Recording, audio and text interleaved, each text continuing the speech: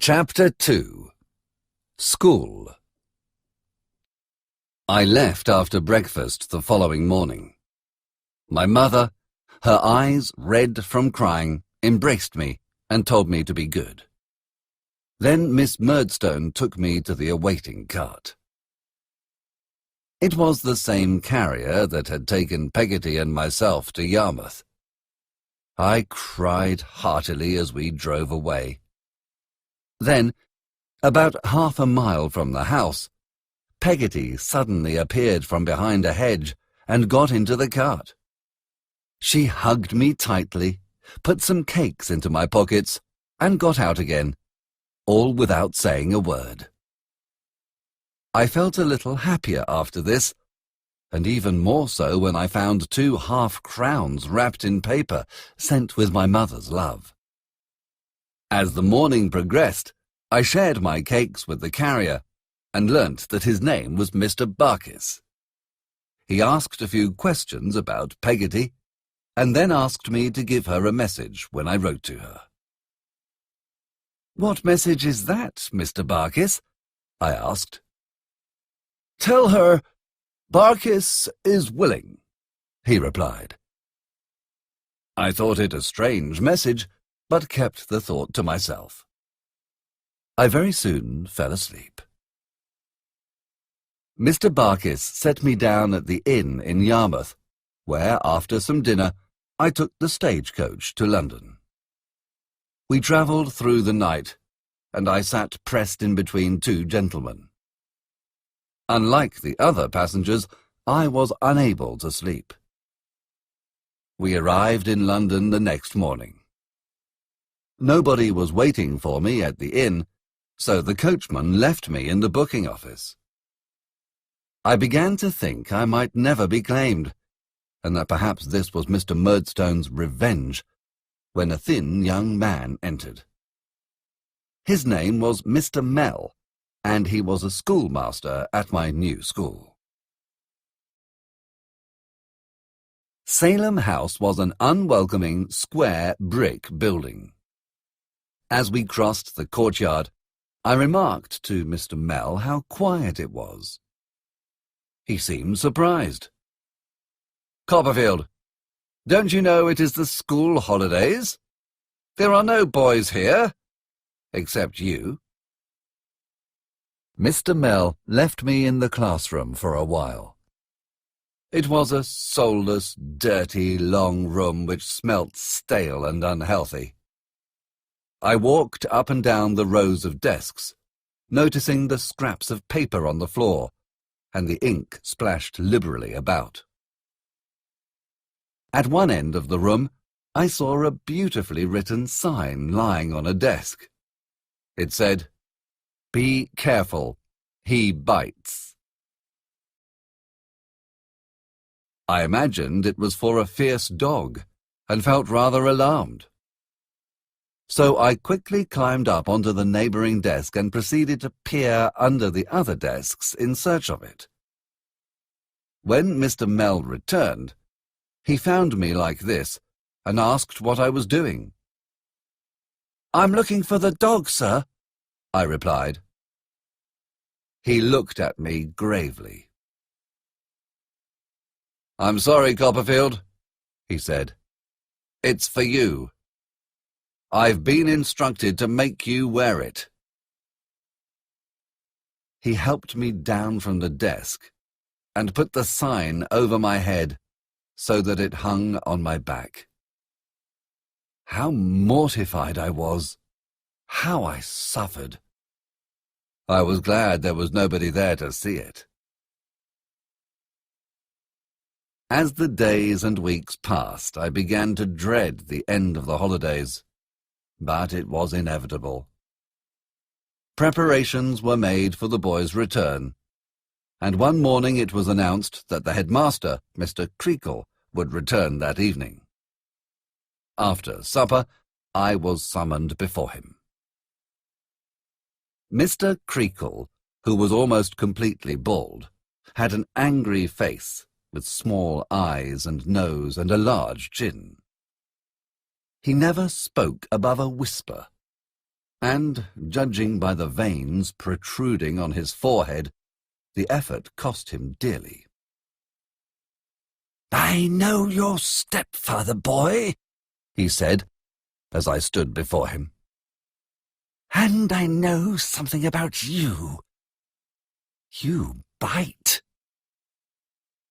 I lowered my head, and he continued, "Let me tell you something about myself.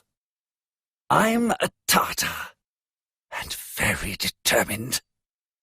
I do my duty, and make sure what I want done is done. Nobody stands in my way. Do I make myself clear?" "Yes, sir," I replied, trembling under his fiery gaze. "Good. Now go," he replied. I hurried away as quickly as possible. The first boy I met was Tommy Traddles.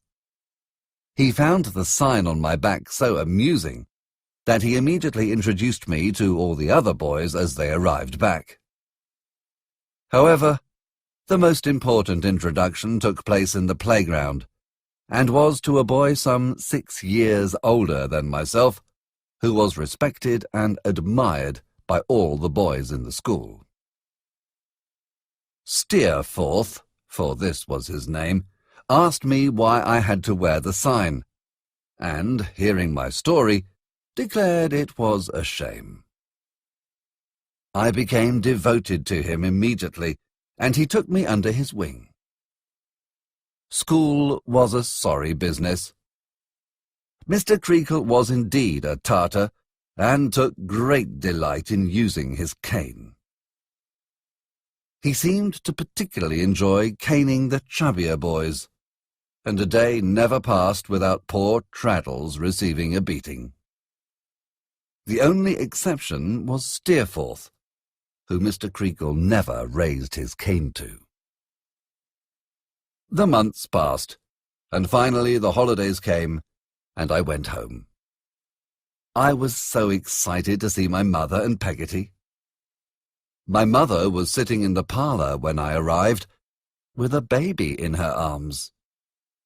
She looked thinner and more fragile than before, although still pretty. On seeing me, she got up to embrace me. "Davy, my boy, I'm so happy to see you. This is your little brother," she said, showing me the baby. Peggotty came running in then and held me to her. "Oh, Master Davy, let me look at you." That evening was the best day of the holiday. Mr. and Miss Murdstone were not at home, and we three all dined together. I told them about Mr. Treacle and Steerforth, and we talked and laughed. I almost believed Mr. Murdstone did not exist, until we heard the door open later on. My mother suggested I went to bed quickly. Mr. Murdstone did not approve of going to bed late. I said good night and slipped out of the room. The next morning Mr. Murdstone was sitting in the parlour. I approached fearfully and apologized for biting him. He accepted my apology coldly, but nothing changed between us. The rest of the holidays were quite miserable. Whenever I entered the room in the middle of a conversation, Mr. Murdstone or his sister stopped speaking and became serious, while my mother looked anxiously from one to the other. I, therefore, tried to remain out of the way and sat silently through meals. This behaviour drew criticism too, and if my mother attempted weakly to defend me, she was also rebuked. Finally, the day came to return to school. My mother came to the gate to say goodbye.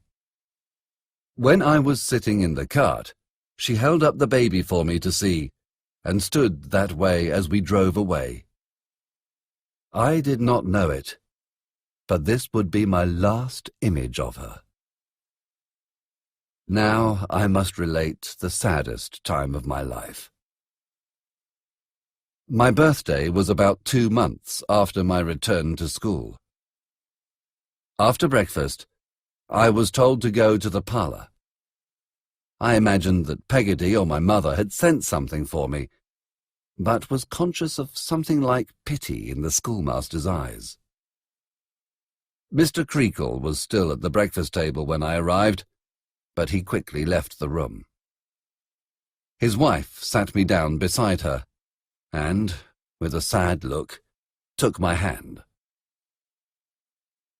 "My poor boy, sit beside me. I'm afraid I have some very sad news. Your mother has died." I cried long and hard, while Mrs. Treacle held me. The news quickly spread through the school, and I had the bitter satisfaction of a new-found status among the boys.